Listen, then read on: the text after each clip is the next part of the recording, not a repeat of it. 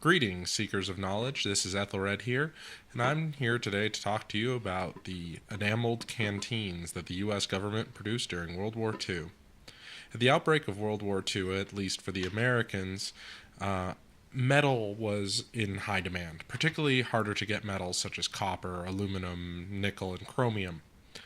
And so the U.S. couldn't go back to producing canteens the way it did in World War One, being made out of aluminum, because they needed that for the aircraft industry and other aluminum-intensive endeavors.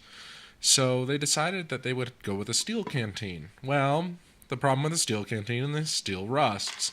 You could go with a stainless steel, but the problem with stainless steel is that you need nickel and chromium to give the steel that rust-resistant ability.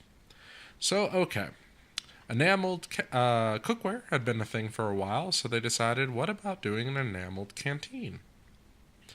So they contacted a few companies and had them make enameled canteens. A couple of these companies were like Volarith, and they still make cookware today, as well as Singer, the sewing machine manufacturing company. This company was produced by a company called B&E Co. for what that's worth. So these were produced to a rather large extent, shockingly, because it seems like a truly awful idea once you actually see one firsthand. I haven't seen too many of these that are in good shape. They're almost always scuffed up and the enamel's coming through, because these things are actually rather fragile. You drop one of these things and the enamel cracks off, which is the first issue. And now you have this beat up canteen with splotches that are going to start rusting. And okay, that's not that big of a deal. The war shouldn't last too long, and it's not like these things are going to rust through in a year or so, particularly if they're kept clean.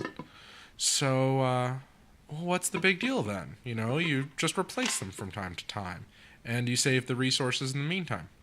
Well, there's a big issue, which is they're enameled on the inside too. And if you get a big enough hit to this thing, the enamel is going to shake loose on the inside, which is going to cause little flakes of what is essentially glass to end up in your drinking water.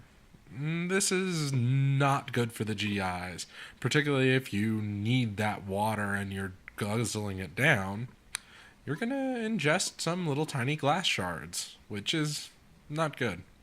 Now, I haven't found any reports of that actually happening other than people noticing that their drinking water was contaminated instantly. But I would have to imagine that at least a few guys ended up getting cut up on the inside. Now, I've asked some GIs about this whenever I've gotten the opportunity to interview a World War II vet. Okay, not every time, but a few times, and not a one remembers these things. Not a one. So I think they were phased out pretty quickly. After all, they were only produced in 1942. So we didn't have them that long. But interestingly enough, I've met several people who were kids at the time of World War II who used these in their Boy Scouting endeavors. Kind of interestingly, I actually met a man who, when I bought my first one of these, was telling me the story of how he ended up with it. And he had actually heard about it from his father. His father worked at a U.S. Army Air Corps base. And so he had his father bring him to the shop on base so that he could buy one of these, because he just thought they were the neatest idea. And then, of course, he dropped it on his first camping trip, and it ended up with a big ding in the side, and he didn't really carry it much after that. When this thing's full of water, it has quite a bit of weight, and just being dropped from even a child's hand height is going to put some damage on one of these things. So, that's the kind of interesting anecdotes about this. A couple things that you'll notice is that this is the style of canteen we would end up with in World War II. The shape is very much the shape of the later canteens. It's got the cap with the restraining chain to make sure you don't lose it. This one, of course, is broken. It's got the little curve to help it hug the body, much like the World War I canteens, actually. And one other mildly interesting thing about this is they also came with a black enameled cup.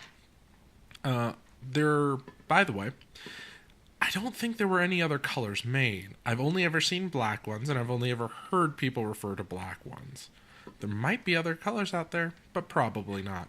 But yeah, there's a cup for this that I've heard is black enameled as well. The few kits I've seen of them have had a stainless cup on them from a later model. But there has to be complete sets out there somewhere. Particularly because I would imagine that a lot of these didn't even get issued with as bad as they were.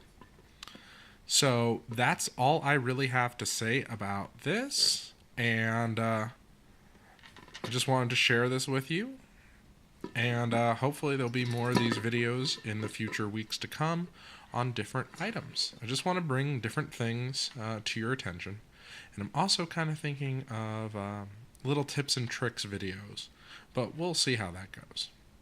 Thank you very much for watching, and I hope you have a wonderful day. Bye.